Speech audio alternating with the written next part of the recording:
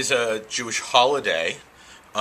It's this fall harvest festival, and one of the most important, or perhaps the most important signature ritual for Sukkot is the building of what's called a sukkah, which is a temporary structure that during the festival, during Sukkot, you are supposed to live in it as much as possible. You're supposed to eat your meals in there. You're supposed to celebrate in there. You're supposed to invite friends and family into there. And some people even sleep in there. So the sukkah is the signature image for the holiday of Sukkot. And the sukkah isn't, it's intentionally supposed to be a flimsy structure. It is supposed to have at least 3 sides and a roof which is made of branches, what is called schach, and the branches are supposed to let in the elements as well. It's not supposed to be a roof.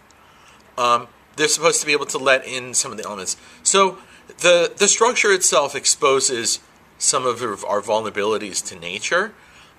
Yet it's a celebratory time for to be in the sukkah, to be outdoors during one of the last times of year that one could probably be there before it gets too cold. One of the other interesting rituals for Sukkot is is a ritual called ushpizin. Ushpizin is the Aramaic word for guests, and traditionally, every night of Sukkot, there is a symbolic guest from Jewish history, traditionally from the Bible, from the Torah, that would get invited into the sukkah.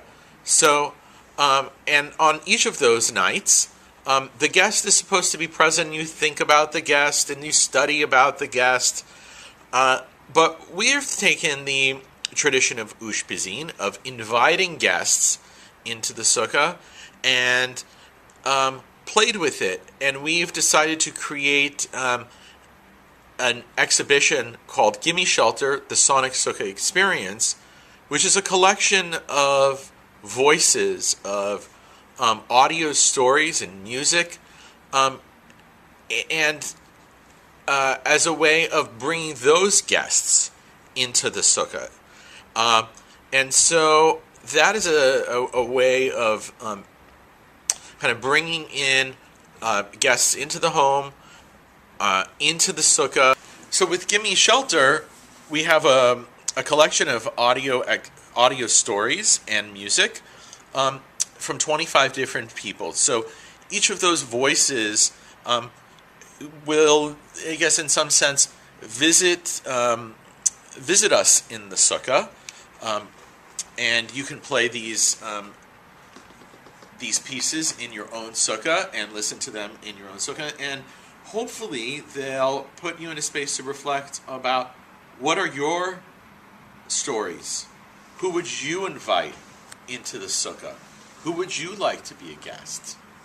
And as a whole, they'll hopefully say something interesting about the holiday of Sukkot and about the themes of Sukkot: home and homelessness, vulnerability, and community.